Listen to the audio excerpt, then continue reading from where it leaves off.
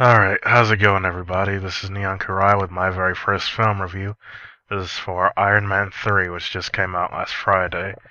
Now, be warned, this review does contain spoilers, but I've written a spoiler-free text review and put it in the description of the video. So, if you haven't seen the movie yet, please pause the video now and just scroll down a bit and read the review that I've put in the description. So there's no spoilers in that one. So, on to the review. Now, the original Iron Man movie back in 2008, I really liked it. You know, it was Marvel Studios' first movie. They really showed that they knew what they were doing. They showed they could handle their own intellectual property, unlike some other companies, Fox. But anyways, you know, it was really good. I liked it. Nice way to set up the Marvel Universe. Now, Iron Man 2, I didn't think it was as bad as a lot of people seem to think it was. You know, granted, I didn't like it quite as much as the first one, but I still liked it. I liked how they incorporated War Machine. You know, they incorporated Nick Fury and Shield and Black Widow and whatnot.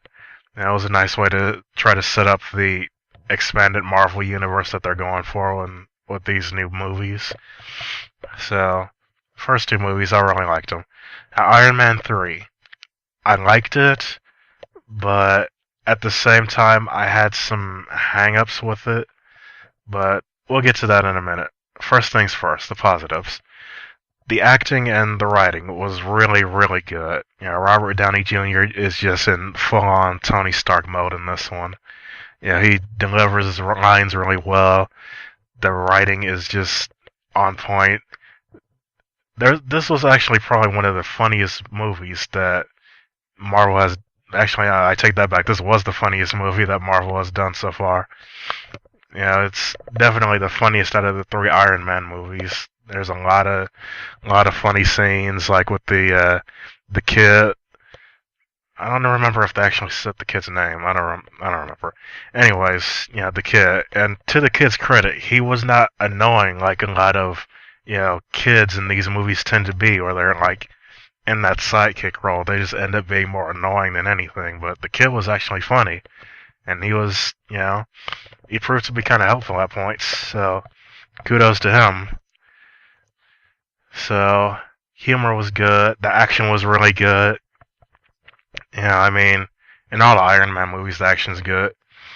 And lots of, I mean, there's plenty of variety too. Like, there's everything from like hand-to-hand fighting, like when he's fighting the woman with the extremist powers in the town, and they're in the diner. And then there's, of course, high-flying Iron Man suit, whatnot stunts, like when he's rescuing people on the jet, and when he's fighting the dude with the extremist powers. And of course, the Iron Legion scene at the end, I really liked that. I really liked how they had all these different Iron Man suits. Like they had him in the Silver Centurion suit. They had the Igor armor, which is basically just the Hulkbuster. But yeah, that was a really cool scene. I liked that a lot. Now, there are some problems that I have with the movie. Let's start off with the big one. You know what I'm talking about, the Mandarin. Now, for those that don't know, if you don't read the Iron Man comics or if you're not all that familiar with the character's mythos, the Mandarin is basically like Tony Stark's arch nemesis. Mandarin is to Tony Stark what the Joker is to Batman, or like what Green Goblin is to Spider-Man, or Magneto is to the X-Men. He's the Iron Man villain. And that is why so many people are so upset with what they decided to do with this character in this movie. Because, I mean, really, the Mandarin's not in the movie, it's just an actor. I mean, from the very first trailers, the very first things that we heard about the movie, it's like, oh, the Mandarin is in it, finally. It took him 3 movies, but finally he's gonna be in it. And then, nope. Bait and switch, out of nowhere. And to their credit, I guess they pulled it off well in that nobody saw it coming, but still, I mean, you can't help but feel a little bit cheated. I mean, this is like the Iron Man villain. In the comics, he had the 10 rings. Each ring gave him a different superpower. Like, he could shoot lightning, he could shoot ice, he has super speed, etc. He could fly. And I mean, I was really looking forward to seeing a fight between him and Iron Man. That would have been really freaking epic, but again, nope. I mean, uh, if they really wanted to go that route with it, just be some actor, just have it be some random terrorist. I mean, if they really wanted to do that, just have it be some random, Osama bin Laden, whoever. You know, then it would have been fine. But the moment that you start saying it's the Mandarin, you can't expect people's hopes not to get like sky high off of that. But anyways, and no, the extremist dude, Killian, him, saying I am the Mandarin. No, just no. That does not make him the Mandarin. I'm sorry, but no. Now, speaking of Killian, this is another negative. I didn't fully get his motivation as the villain of the movie. I mean, he, what was it? New Year's Eve, 1999. Tony Stark's like, okay, we'll meet up on the roof and we can talk about your ideas or whatever. And he, of course, blows him off and goes and has sex with the girl and whatever. But how does he go from that to all of a sudden, like, I'm just gonna devote my life to being a mad scientist and trying to take over the world? I mean, I didn't really see the connection there. Let's see. Another negative that I have with the movie, Rhodey didn't do anything, really. I mean, really, what did Rhodey do at any point in the movie? I mean, he was completely underused. I mean, they went through all that, giving them the Iron Patriot suit and the new Iron Patriot name, both of which were taken from Norman Osborn in the actual Marvel comics, if you don't know, when he was the leader of the Dark Avengers, but, that's neither here nor there. But, they went through all that, and then he doesn't even do anything. I mean, we only see him in the suit on, like, 3 occasions, and on none of those occasions does he even fight anybody or fire a single weapon or anything. Even at the very end, where, he saves the president who's in the Iron Patriot suit. And he's like, okay, I need it back. And then he fights up with the president. And then he still doesn't even, like, come back to help Tony fight the extremist guys. Like, that's pretty much the last we see of him. I mean, where did he go? I mean, we couldn't give him one fight scene? Nothing? Speaking of which, where was S.H.I.E.L.D.? I mean, you would think S.H.I.E.L.D. would get involved since this plot involving, such high positions in the government. I mean, it's the president. The president gets kidnapped, and S.H.I.E.L.D. doesn't even, like, get involved. And then the vice president is working with the extremist guys. Again, where were they? And Tony Stark is missing, presumed dead. Did they look for him at all? I mean, it just seems kind of weird that S.H.I.E.L.D. was just not present in the movie. And the last negative that I had with the movie was the ending, which was way too ambiguous for me. I mean, we see him get the surgery to get the shrapnel out of his chest, and then he throws away the arc reactor.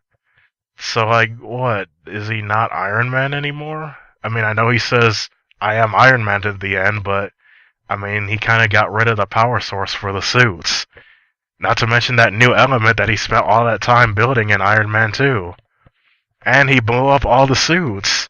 Why did he blow up the suits for? Just to make Pepper happy?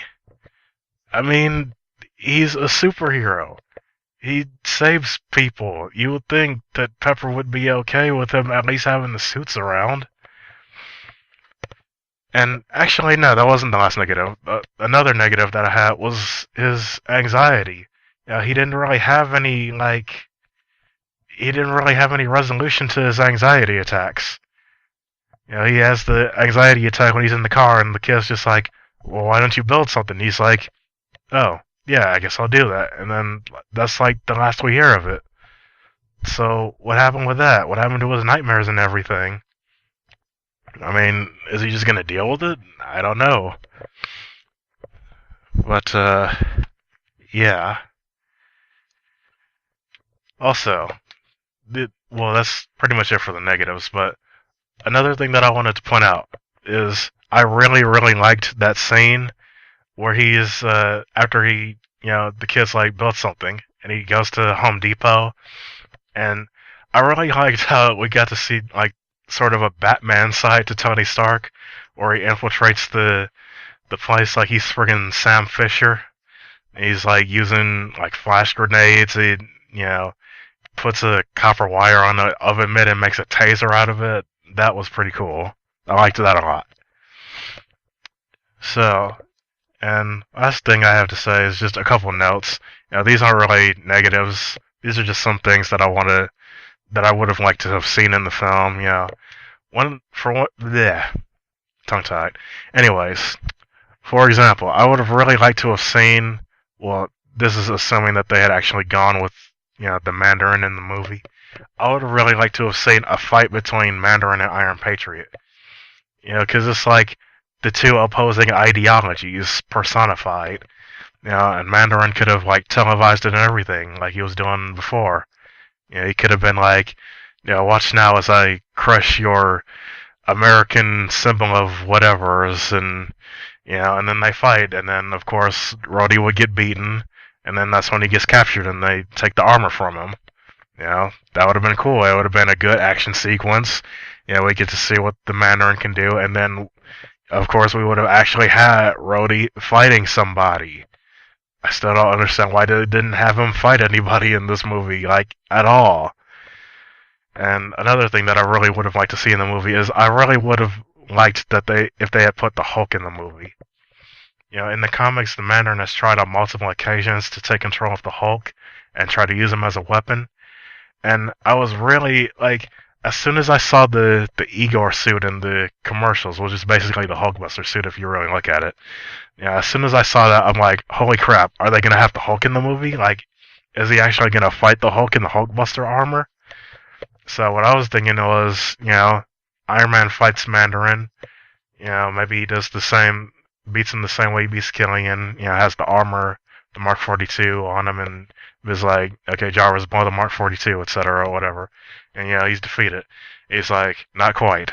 I still have an ace up my sleeve, and he like pulls like a remote out of his robe or something, and presses a button, and all of a sudden you see the Hulk bust out of one of the cargo containers with like a mind control thing around his neck or something, and that's when he gets in the Hulkbuster armor and fights him.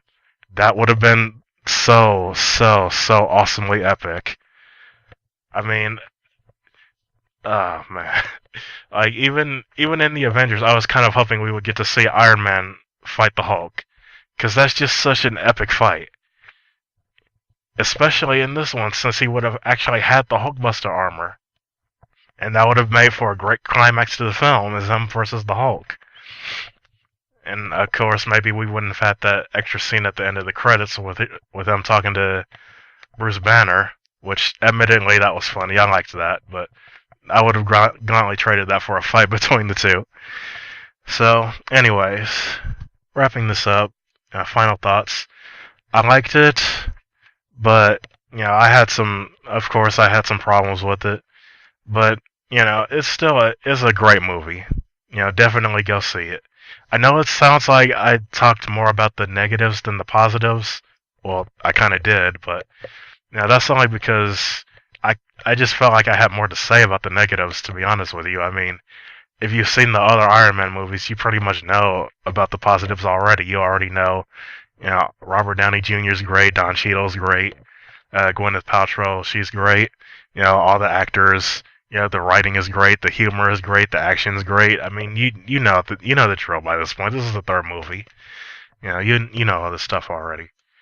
But ultimately, I feel like this movie it had the same problem as The Dark Knight Rises. It had loads of potential, but a lot of that potential just was ultimately lost because of some of the directions that they decided to take with it. But, still, it's a great movie. Definitely spend your money, go see it. See it multiple times if you feel like it. Just comic book fans and Mandarin fans especially beware. You're probably going to be upset with some of the liberties that they take with the character. Or I should say, the lack of his character. But yeah, I would give this movie at this point an 8.4 out of 10. Definitely, absolutely go and see it, like now. So, that was my review of Iron Man 3. Thanks for tuning in. If you enjoyed it, leave a like, a comment, tell me what you thought of it. Maybe give me some suggestions for other movies or games that you would like for me to review. And as always, remember to check out the League of YouTube Gamers and the MPD Nation for more quality YouTube content, and I will see you guys next time.